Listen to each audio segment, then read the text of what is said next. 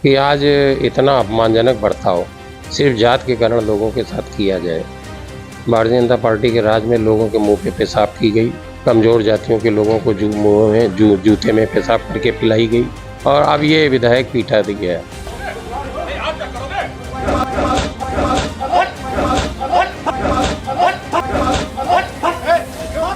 तो ये तो आयोग का विषय है, आयोग को स्वतः संज्ञान लेना चाहिए और कार्रवाई करनी चाहिए। और रिश्तेदार हो या ना हो, अगर पिछड़े वर्ग के साथ अन्याय है तो उनको स्वतः संज्ञान लेना चाहिए। नमस्कार, मैं विशाल सिंह और आप देख रहे हैं वीटीवी न्यूज। हमारे साथ कांग्रेस के प्रदेश महासचिव और सीतापुर से सांसद राकेश राठौर जी बातचीत करने के लिए मौजूद हैं। कुछ सवालों को लेकर हम उनसे जानकारी चाहेंगे।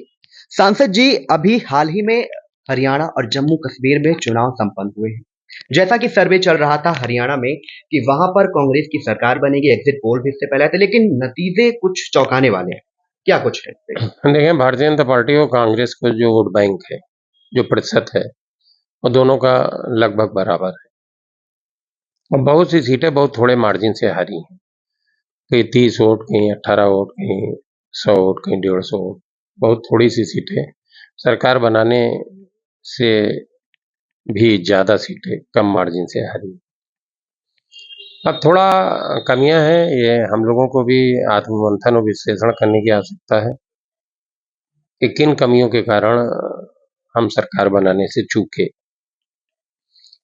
और उसके ऊपर हमारे शीर्ष नेतृत्व के द्वारा मंथन भी है और विश्लेषण भी किया जाएगा। आगे इस तरीके की कमियां ना हो, चूक ना हो, इस तरीके की ठोस रणनीति पे काम करने की जरूरत है, जिसपे हम लोग काम करेंगे। जी, अभी आपको बता दें कि विधानसभा का उपचुनाव जो है 10 सीटों पर हो रहा है। समाजवादी पार्टी ने अपने 6 प्रत्याशियों की घोषणा कर दी है। क्या इस चुनाव में कांग्रेस भी गठबंधन में है? अगर है तो कांग्रेस अपनी सीटें कब सामने लाएगी?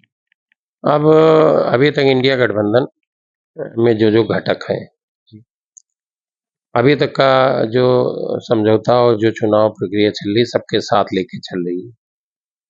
तो हमको भी लगता है इस 10 उपचुनाव में कांग्रेस को भी सीटें मिलेंगी। अभी 6 सीटें घोषित हुई हैं और 4 अभी शेष हैं।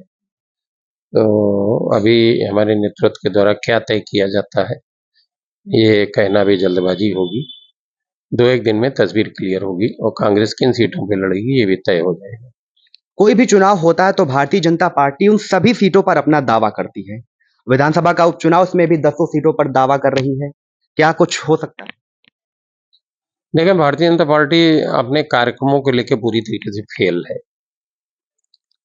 और लोग बेहद असंतुष्ट हैं, लेकिन उनका चुनाव मैनेजमेंट वो सफल है और दूसरे दलों के लोगों को, विशेषकर हम लोगों को, कांग्रेस के लोगों को भी चुनाव प्रबंधन पे बूथ स्तर से लेकर ऊपर तक रणनीति पे नजर रखने की जरूरत है।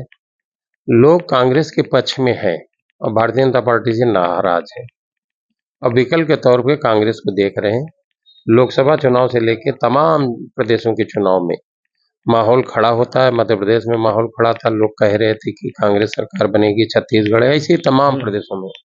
लेकिन वो हमारा जो चुनाव प्रबंधन है, कहीं ना कहीं उसमें कुछ शिथिलता है और जिसके कारण ये पर्याप्त परिणाम नहीं आ रहे हैं। उत्तर प्रदेश को फोकस करके हम लोग पूरा प्रयास कर रहे हैं कि ठोस प्रबंधन हो, बूथ स्तर से लेके हर रणनीति पे। हमारे नेता आदरणीय राहुल जी जिन मुद्दों को लेके पूरे देश के अंदर भ्रमण कर रहे हैं, जाति जनगणना, संविधान बचाने का और आरक्षण के प्रतिशत को बढ़ाने का, ये सारे मुद्दे हम लोग धरातल पे ले जाने के लिए जल्द से जल्द कार्य योजना बना के उतरेंगे। आने वाला भविष्य कांग्रेस के लिए बहुत सुनहरा है। कल एक बड़ी खबर लखीमपुर से मीडिया की सुर्खियां बना है। एक थप्पड़ कांड सामने आया जिसमें बीजेपी के जो विधायक हैं उन्हें एक अधिवक्ता ने थप्पड़ जड़ा है। क्या कुछ कहना चाहिए?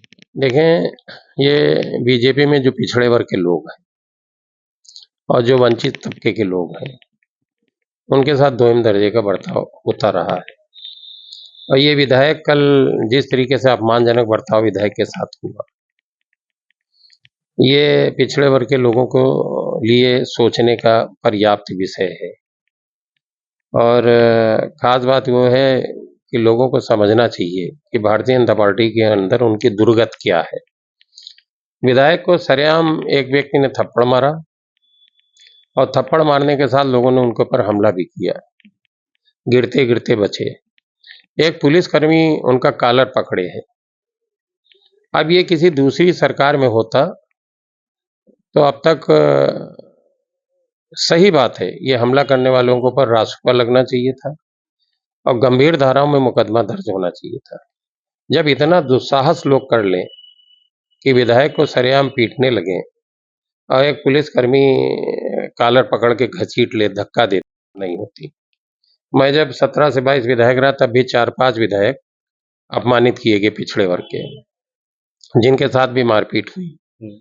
अब ये पिछड़े वर्ग के लोगों को सोचना चाहिए और उन विधायक जी को भी सोचना चाहिए कि इतना अपमान बर्दाश्त करने के बावजूद अगर वो भारतीय जनता पार्टी में दरा बिछा रहे हैं तो ये उनकी मर्जी है। और मैं तो चाहूँगा इस तरीके के लोगों को अपने सम्मान की खातिर, जब आपका अपना खुद का सम्मान ना बच पाए तो आप क्षेत्र के लोगों के सम्मान की लड़ाई क्या लड़ेंगे। तो जिन लोगों को लगता है क्षेत्र के लोगों के सम्मान की रक्षा, उनके अधिकारों के हितों की रक्षा और अपने सम्मान, आत्मसम्मान के लिए उनको भारतीय जनता पार्टी के खिलाफ मुखर होना चाहिए और लड़ाई को धरातल पर लड़ना चाहिए। जी, हमारे साथ थे प्रदेश कांग्रेस के प्रदेश महासचिव और सीतापुर से सांसद राकेश राठौर जी, जिन्हें कुछ सवालों पर हमने प्रतिक्रिया ली। उन्होंने क्या कुछ कहा आपने सुना। फिलहाल आपका क्या कुछ कहना है वीटीवी के कमेंट बॉक्स में जरूर बताएं। वीटीवी न्यूज के लिए सीतापुर से विशाल सिंह।